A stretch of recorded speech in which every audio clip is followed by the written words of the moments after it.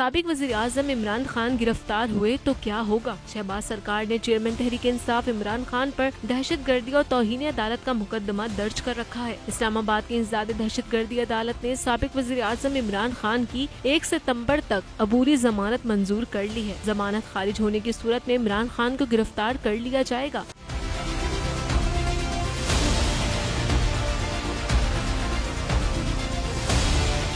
Imported हुकूमत इमरान खान को गिरफ्तार करने का इरादा बना चुकी है और इत्तेहादी हुकूमत की पूरी कोशिश है कि 1 सितंबर को इमरान खान की जमानत अदालत से मंसूख करवाई जाए। दूसरी जानिब चेयरमैन तहरीक इंसाफ इमरान खान ने एक वीडियो रिकॉर्ड करवा ली है। गिरफ्तारी की सूरत में वीडियो को पोस्ट कर दिया जाएगा। इमरान खान मुतादिद बार कह चुके हैं कि अगर इनको गिरफ्तार किया गया तो पूरा पाकिस्तान सड़कों पर होगा और हुकूमत अवाम को कंट्रोल करने में नाकाम हो जाएगी। याद रहे कि कुछ रोज कबल भी इस्लामाबाद पुलिस की भारी नफरी इमरान खान को गिरफ्तार करने उनकी रिहाइश गाह के बाहर मौजूद थी। ताहम तहरीक इंसाफ के कारकुनान की बड़ी तादाद ने हुकूमती प्लान नाकाम बना दिया।